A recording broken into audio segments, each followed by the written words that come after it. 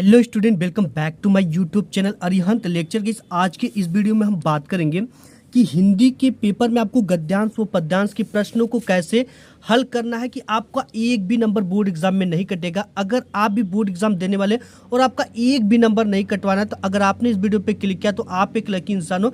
यानी कि किसी भी विचारधारा का अगर एग्जामिनर होगा, ये ट्रिक से अगर आप गद्यांश व पद्यांश के उत्तर लिखोगे तो वो एक भी नंबर नहीं काटेगा। मैं खुद अगर आप इस वीडियो पे क्लिक किए हो तो आप लकी इंसान इसलिए भी हो कि ये वीडियो आप स्वयं एक एग्जामिनर से देख रहे हो और हर बार बोर्ड एग्जाम की कॉपी आती है और टॉपर कैसे लिखते हैं गद्यांश व पद्यांश, उनको कैसे लिखने का सबसे सही तरीका है। आज की इस वीडियो में वो ट्रिक मैं बताऊंगा कि आप किसी भी विचारधारा के वो एग्जामिनर हो, आपके एक भी नंबर नहीं काट सकता है। ठीक है, क्योंकि हम एग्जामिनर से बात करते हैं और कॉपी जो फाइनल एग्जाम के चेक करते हैं उनसे हमने बात किया तो वो एक ही चीज़ बताया कि वो क्या चीज़ें लिखने पर नंबर को पूरा का पूरा देते थे। अगर आज की इस वीडियो को आप मिस कर दोगे तो आप अपने 12 नंबर मिस करने वाले हो, क्योंकि गद्यांश और पद्यांश लिखने का सबसे सही एवं सटीक तरीका आपको बताऊंगा जो कि अभी तक किसी ने यूट्यूब पे आपको नहीं बताया होगा। ठीक है, तो हिंदी के पेपर में आपको गद्यांश और पद्यांश के प्रश्नों को कैसे हल करना है वो ट्रिक आज की इस वीडियो में हम शेयर करने वाले हैं। और आपको लिखना ऐसे लिखना तो आपके 12 नंबर बिल्कुल पक्का हो जाएगा, यानी आपके एक भी नंबर नहीं कटेगा। इसके लिए मैंने पेपर और यहाँ पे कॉपी सब कुछ ले रखा है, आपको सब कुछ लाइव लिखकर बताने वाला हूँ। टॉपर कैसे लिखते हैं कि उनके एक भी नंबर नहीं कटेंगे। अगर आज आपने इस वीडियो को देखा तो आपके ना हिंदी में 100 में 100 नंबर बिल्कुल पक्का। अगर आपका 70 मार्क्स का पूर्णांक है तो 70 में 70 नंबर बिल्कुल पक्का, क्योंकि यही जो चीज़ें यहीं से आपके नंबर कटते हैं और यहीं पे बढ़ते हैं। ठीक है, बहुविकल्पी पे तो नहीं कटेंगे बट यहाँ पे कटते हैं। ठीक है, तो आज के इस वीडियो को आप मिस कर दोगे तो आप दोबारा कभी ये नहीं जान पाओगे कि हमको गद्यांश और पद्यांश में नंबर क्यों कट जाते हैं और कैसे लिखने पर टीचर देते हैं आपको पूरे नंबर, ये भी देखेंगे। पद्यांश व गद्यांश के संदर्भ आपको कैसे लिखना प्रारंभ करना है जिससे देखकर टीचर काफी ज्यादा खुश हो जाए और पूरे नंबरों की आपको बरसात कर दे।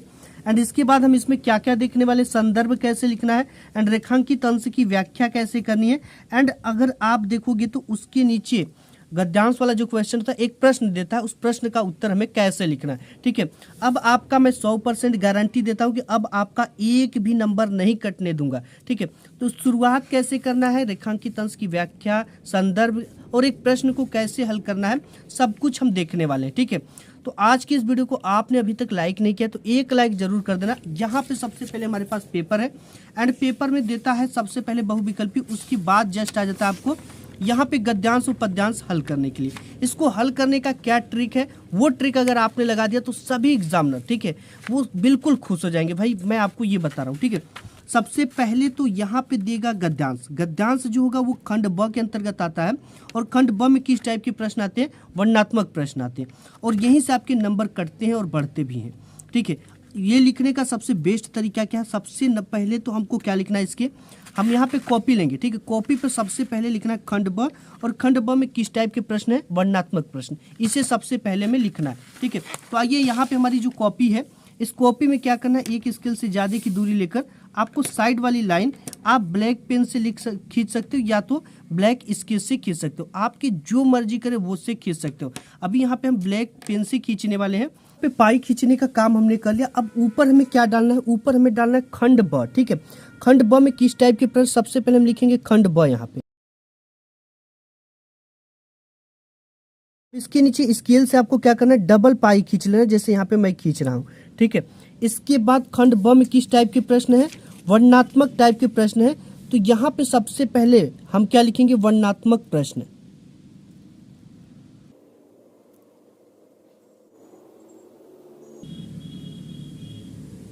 यहाँ पे हमने लिखा वर्णनात्मक प्रश्न।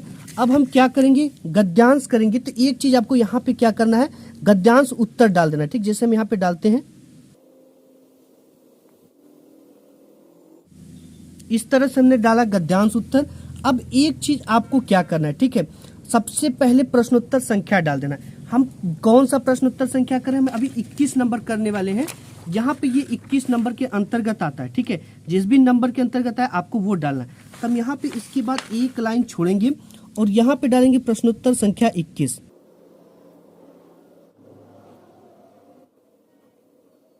अब यहाँ पे हमने डाला प्रश्नोत्तर संख्या 21, इसके नीचे स्केल से डबल पाई खींच लेना है। यहाँ पे हमने पूरी कॉपी की शुरुआत कर ली। आपको कॉपी की शुरुआत ऐसे करना है। इसके बाद हम यहाँ पे आ जाते हैं गद्यांश पे एंड गद्यांश आपको लिखना कैसे। सबसे पहले 21 नंबर पे आपको गद्यांश आता है, और गद्यांश आप में 2 आता है, एक ये आएगा और एक इसके अलावा अथवा करके आता है। ठीक है, आपको किसी एक को हल करना होता है। ठीक, किसी एक को आपको हल करना है, तो यहाँ पे जो गद्यांश हम यहाँ पे पहले वाले को हल करेंगे। ठीक है, इसलिए हमें एक संकेत देना पड़ेगा एग्जामिनर को कि हमने किस गद्यांश को हल किया। इसके लिए हमें क्या करना पड़ेगा, यहाँ पे आना पड़ेगा। आप या तो संकेत डालोगे या तो आप यहाँ पे गद्य डालोगे। तो हम अभी क्या डालने वाले, गद्य कर रहे थे, यहाँ पे हम गद्य डाल देंगे। एंड इसके बाद एक संकेत के रूप में क्या करना है, आपको ये जो गद्यांश दिख रहा है इसकी शुरुआत 1 से 2 अक्षर एंड लास्ट के 1 से 2 अक्षर बना रहता है, डाल देंगे। पहला क्या है, जो तरुण संसार, इतना हम डाल देते हैं यहाँ पे।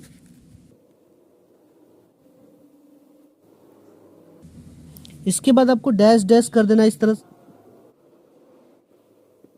हमारा हो गया। ठीक है, अब इसके बाद हमको जो इसमें पहला दे रखा है वो क्या दे रखा है, सबसे पहला नंबर देता है कि उपयुक्त गद्यांश का संदर्भ लिखिए। इसके लिए हमें 2 नंबर मिलते हैं। ठीक है, संदर्भ के लिखना है तो सबसे पहले क्या करेंगे, संदर्भ हम हेडिंग डाल देंगे।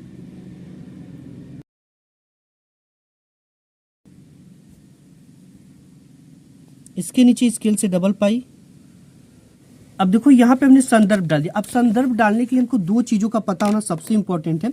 सबसे पहले तो इस पाठ का नाम क्या है, ठीक है, एंड इस पाठ के लेखक कौन है। अगर ये 2 चीजें पता है तो हम इंस्टेंटली भाई 2 नंबर लेकर आएंगे।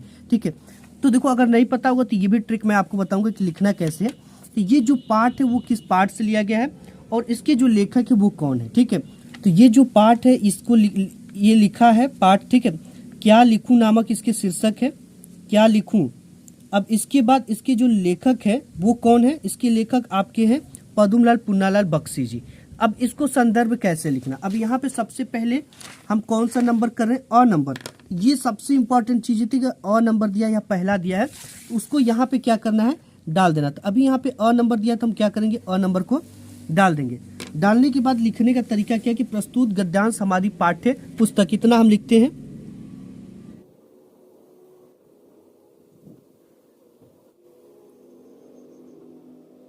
इतना हमने लिख दिया कि प्रस्तुत गद्यांश हमारी पाठ्य पुस्तक। अब इसको लिखना है हिंदी। हिंदी को हम किससे लिखेंगे, ब्लैक पेन से। ये हिंदी से लिया गया है तो मैं यहाँ पे हिंदी को ब्लैक पेन से इन्वर्टेड कामा में, इस तरह से हमने हिंदी के गद्य खंड में संकलित। ठीक, इतना लिखेंगे, के गद्य खंड में संकलित।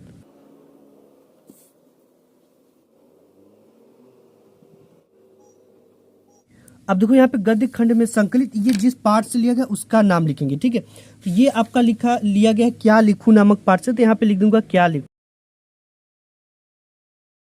इसे इन्वर्टेड कामा में और ब्लैक पेन से लिखना है, क्या लिखूं नामक पाठ से लिया गया है।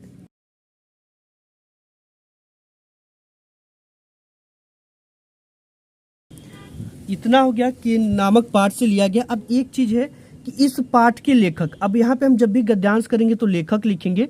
अगर यही पद्यांश होता तो हम क्या लिखते, कवि लिखते या रचयिता लिखते। तो लिखेंगे इस पाठ के लेखक, इस पाठ के जो लेखक उन्हें ब्लैक पेन से इन्वर्टेड कामा में लिखेंगे। इस पाठ के लेखक है पद्मलाल पुन्नालाल बख्शी।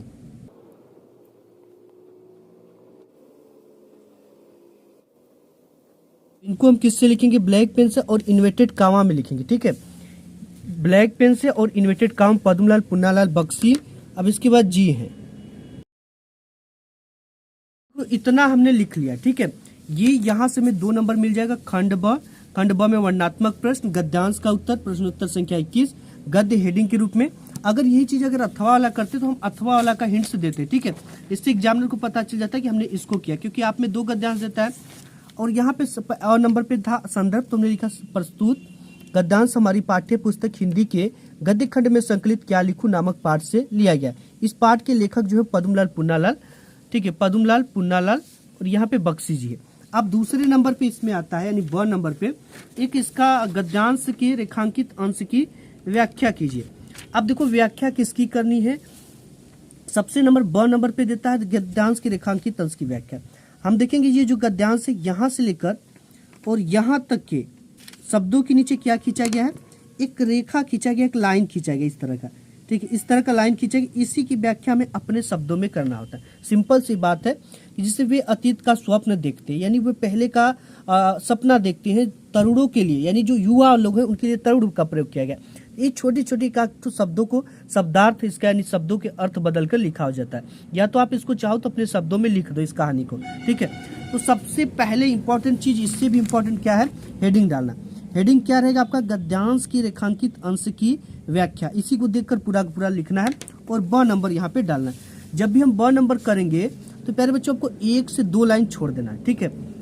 2 लाइन छोड़ना है और यहाँ पे क्या डालना है, ब नंबर। ब नंबर में हम क्या डालेंगे, रेखांकित अंश की व्याख्या।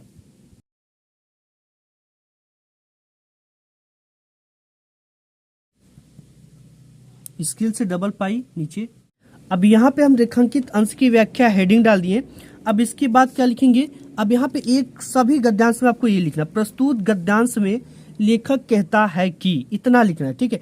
आप उपयुक्त पंक्ति में लेखक कहता है या प्रस्तुत गद्यांश में लेखक कहता है, ठीक, इस तरह से आप लिख सकते हो। तो इंपॉर्टेंट है क्या, प्रस्तुत गद्यांश में लेखक कहता है कि, हम इतना लिखते हैं।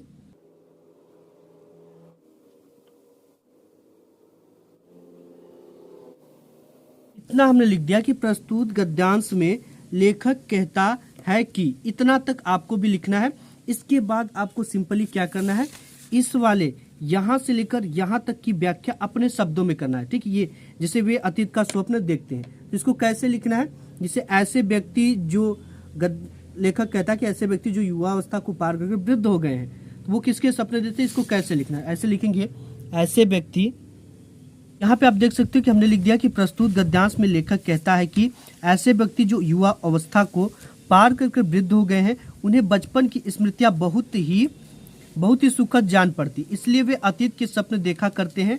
इसी प्रकार एक और युवकों का भविष्य भी उज्जवल प्रतीत होता है। अब यहाँ पे नहीं हटा तो इसके पार हमने इस पार लिखा है कि देखो, है तो दूसरी ओर वृद्धों को उनका अतीत वर्तमान में घसीट कर लाना चाहता है। युवकों को अभिलाषा रहती है कि उनका भविष्य की कल्पनाएं वर्तमान में हो, इस तरह से लिखना है। अब इसके बाद एक क्वेश्चन इसमें और देता है, यहाँ पे देखो क्वेश्चन है कि कौन सा नंबर, 100 नंबर, ठीक है। देखा कि तरुण और वृद्ध दोनों क्या चाहते हैं, यानी कि युवा अवस्था और वृद्ध दोनों क्या चाहते हैं। तो सबसे पहले यहाँ पे जिस भी नंबर पे है, ठीक है, अगर तीसरा है तो तीसरा, अगर 100 नंबर है यहाँ पे दिया तो 100 नंबर भी आप लिख सकते हो, ठीक है। यहाँ पे जैसे हमने तीसरा लिख दिया है, ये 100 नंबर दिया है तो हम 100 नंबर लिखेंगे। अब यहाँ पे क्या है, इसका आंसर लिखेंगे, जब भी लिखेंगे तो आपको 1, 2, 3 लाइन का गैप करना है। कितने लाइन का, 3 लाइन का। इससे एग्जामिनर की ये पता चलता है कि आपने नेक्स्ट क्वेश्चन किया है और ये चीजें देखकर अच्छा लगता है, ठीक है। तो यहाँ पे देखो, तरुण परंपराओं के विरुद्ध क्रांति के समर्थक होते हैं और वृद्ध अतीत के महान परंपराओं के मूल्यों के समर्थक होते हैं, ऐसे लिखना है। जब भी एक क्वेश्चन खत्म हो तो आपको 3 लाइन का गैप जरूर करना है। अब यहाँ से तो हमारा पूरा गद्यांश पूरा हो गया। अब इसके बाद आता है क्वेश्चन नंबर 22। अब ये इसमें आता है आपका पद्यांश। अब पद्यांश आपको कैसे लिखना, सबसे मेन चीज है। देखो, अब इसके बाद जब भी हम किसी भी क्वेश्चन को हल करेंगे तो हमारे पास केवल 4 से 5 लाइन बचा है, इसको हम क्या कर देंगे, छोड़ देंगे, ठीक है। हम नेक्स्ट पेज से करेंगे। अगर हमको लिखना भी है तो 1, 2, 3 लाइन का गैप करने के बाद 1, 2, 3 लाइन का क्या करेंगे, गैप। यहाँ से प्रश्नोत्तर संख्या डालेंगे तो हम यहाँ पे संदर्भ भी नहीं लिख पाएंगे, ठीक, इतना ही जगह है, संदर्भ नहीं लिख पाएंगे। अगर कोई क्वेश्चन होता है 2 लाइन 3 लाइन का, तो हम 1, 2, 3 लाइन का गैप कर यहाँ से हम लिख सकते थे, ठीक है। तो आपको ये क्या करना है कि अब जो प्रश्नोत्तर संख्या 22 है ये नेक्स्ट पेज से करना है, ठीक है। हमको जगह कम है तो हम यहाँ पे अगला क्वेश्चन करने के लिए डालेंगे क्या, प्रश्नोत्तर संख्या 22 का उत्तर। यहाँ पे जब हम इसको करेंगे तो कोई भी खंड नहीं है तो डायरेक्ट क्या डालेंगे, प्रश्नोत्तर संख्या 22 का उत्तर, ठीक है। यहाँ पे हम डाल लेते हैं, यहाँ पे एक स्केल से ज्यादा की दूरी खींच लिया, ऊपर से एक लाइन छोड़ना और यहाँ पे डालना प्रश्नोत्तर संख्या 22 के नीचे डबल पाई। जो पद्यांश होता है, पद्यांश में क्या भी देता है, 2 ठो इसमें भी देता है पद्यांश। तो एग्जामिनर को कैसे पता चलेगा कि हमने किस पद्यांश को हल किया है, ठीक है। तो यहाँ पे हम पहले वाले को हल करने वाले हैं, तो यहाँ पे हम क्या लिखेंगे, एक संकेत डालेंगे। संकेत के रूप में क्या डालना है आपको, यहाँ पे डालना है पद, ठीक है। ये हम पद करें तो यहाँ पे डालेंगे पद। यहाँ पे पद या संकेत आप दोनों डाल सकते हो। इसके बाद क्या करेंगे, शुरुआत के 1 से 2 अक्षर लेंगे और लास्ट के 1 से 2 अक्षर लेंगे। सब तीर्थों का है डैश डैश बना ले हम, ठीक है। तो इस तरह से हम डाल देते हैं।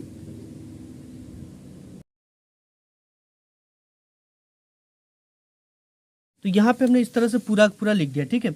सब तीर्थों का डैश डैश बना ले हम, इतना हमने लिख दिया। अब देखो मेन चीज क्या करना, इसमें भी 3 क्वेश्चन देता है, 2-2 नंबर का, 6 नंबर।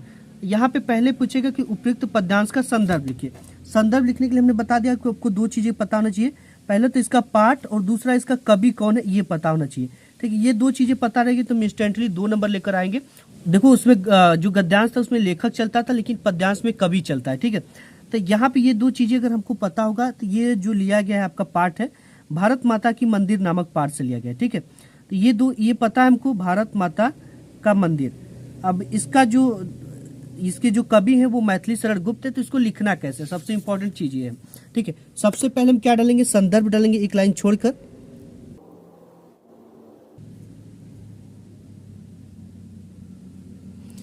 अब देखो संदर्भ हम लिखेंगे कैसे, सबसे इंपॉर्टेंट चीज ये है, हम इसमें लिखने से पहले लिखेंगे ये पद्यांश है तो पद्यांश। ठीक है, प्रस्तुत पद्यांश हमारी पाठ्य पुस्तक, हम इतना लिखते हैं।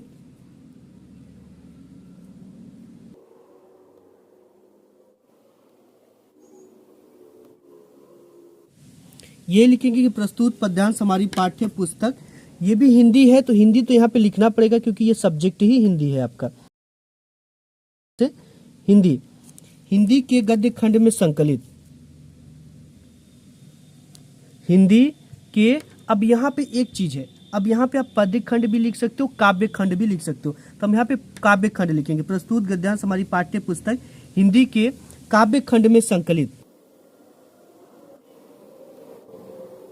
अब यहाँ पे हमने लिख दिया काव्य खंड में संकलित। ये किस पाठ से लिया गया है उसका नाम लिखेंगे। ठीक है, तो ये किस पाठ से लिया गया, भारत माता का मंदिर।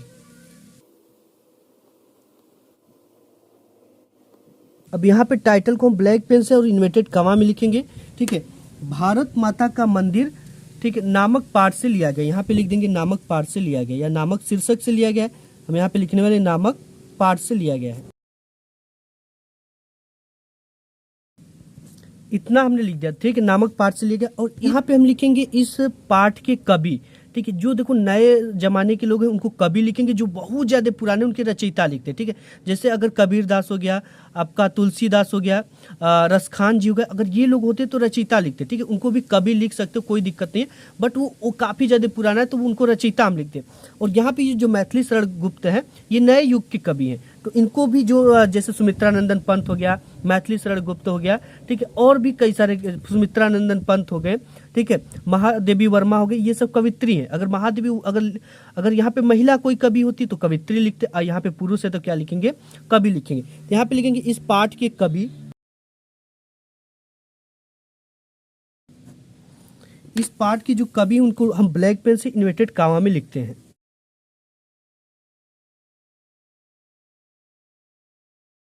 तो यहाँ पे हो गया, इस पाठ के जो कवि हैं वो मैथिली शरण गुप्त जी हैं। ठीक है, यहाँ पे लिख देंगे जी है, इतना हमने लिख लिया। ठीक है, इतना लिख लिया, हमको इसका 2 नंबर मिल जाएगा।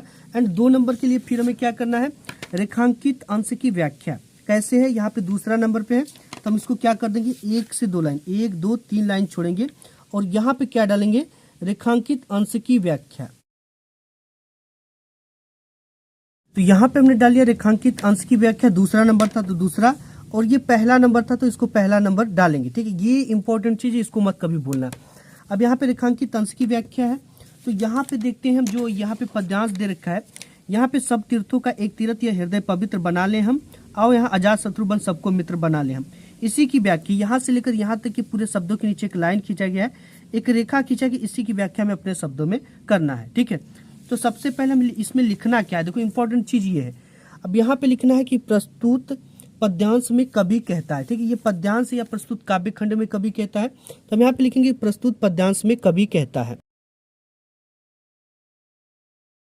अब इतना तो आपको लिखना है कि ठीक है, प्रस्तुत पद्यांश में कवि कहता है कि, इतना लिखने के बाद ही इसका जो व्याख्या है अपने शब्दों में हमको करना है। ठीक है, तो इसका व्याख्या कैसे करना है ये हम देख लेते हैं। यहाँ पे देखिए हमने पूरा लिख लिया, कैसे लिखा, सबसे पहले पद्यांश उत्तर था तो ऊपर पद्यांश उत्तर आपको डालना है। ठीक है, 1 लाइन छोड़कर पद्यांश उत्तर, प्रश्नोत्तर संख्या 22, इसके बाद 2 ठो है तो हम किसी एक को करने, तो इसके लिए हम संकेत देंगे, पद डालेंगे, सब तीर्थों का डैश डैश बना ले हम। ये हिंट्स रहता है एग्जामिनर के लिए कि हमने किस पद्यांश को हल किया है। इसके बाद पहले नंबर पे संदर्भ है, तो यहाँ पे लिखेंगे प्रस्तुत पद्यांश हमारी पाठ्य पुस्तक हिंदी को ब्लैक पेन से के काव्य खंड में संकलित भारत माता का मंदिर, ये शीर्षक को ब्लैक पेन से यूनाइटेड कॉमा में नामक पाठ से लिया गया है। और इस पाठ की जो कवि है यहाँ पे उसमें हम गद्यांश में लेखक लिखते थे और यहाँ पे कवि लिखेंगे। अगर वही पुराने जो कवि होते जैसे आपके हमने बताया रसखान हो गया, सूरदास हो गया, तो इनको रचयिता लिखते। इस पाठ की जो कवि है वो मैथिली शरण गुप्त जी है। ये हो गया पूरा। अब दूसरे नंबर पे दे रखा था रेखांकित अंश की व्याख्या। हमने हेडिंग डाली कि रेखांकित अंश की व्याख्या, डाल दिया रेखांकित अंश की व्याख्या। दूसरे नंबर पे है प्रस्तुत पद्यांश में कवि कहता है। कवि यहाँ पे हम लिखेंगे, हमने आपको बताया कि इसमें कवि होते हैं पद्यांश में, कि भारत देश सभी तीर्थों का तीर्थ है, इस तीर्थ में आकर हम अपने मन को पवित्र बना ले। अजात शत्रु का अभिप्राय है जिसका कोई शत्रु न पैदा हुआ हो। इधर देखते हैं, यहाँ पे आधा नहीं हटा तो इधर इस पार लिखे। जब भी लिखेंगे तो एक लाइन छोड़कर लिखेंगे। हुआ हो, कवि कहते हैं कि हम आजाद शत्रु बनकर सभी को अपना मित्र बना ले, सभी से प्रेम कर ले। अब इसके बाद एक क्वेश्चन देता है, एक क्वेश्चन दिया रखा है तीसरा नंबर पे कि आजाद शत्रु का क्या अर्थ है। ठीक है, क्वेश्चन देता है जो कि इसी से रिलेटेड होता है, इसी में मिल जाता है। यहाँ पे अजाद शत्रु दे रखा है, तो यहाँ पे अजाद शत्रु से जो तात्पर्य है वो देखो यहाँ पे इस तरह से लिखेंगे, तीसरे नंबर डालकर 3 लाइन का गैप करके लिखेंगे। अजात शत्रु से तात्पर्य है जिसका कोई भी शत्रु पैदा न हुआ हो। ठीक है, कोई भी शत्रु पैदा न हुआ। इस तरह से आपको पूरी गद्यांश लिखना है। अगर आपकी हैंड राइटिंग पुअर यानी हैंड राइटिंग अच्छी नहीं है तो आपको एक चीज का ट्रिक लगाना। सबसे पहले ये सब चीजें शुरुआत तो ठीक है, अगर इसका शीर्षक नहीं पता तो इसे ब्लू पेन से, अगर इनकी जो कवि है वो नहीं पता है तो ब्लू पेन से, और आपके ना शब्दों के बीच की दूरी एक पेन की मोटाई इतना होनी चाहिए, और जिस भी एंगल पे लिखते हो उस एंगल पे लिखा होना चाहिए। प्रश्नों को सीरियल से करने की पूरी कोशिश करना। इस तरह से आपको गद्यांश और पद्यांश हल करके 12 नंबर बिल्कुल पक्का कर लेना है। आज के इस वीडियो में बस इतना ही। मिलूंगा नेक्स्ट वीडियो में, तब तक के लिए धन्यवाद।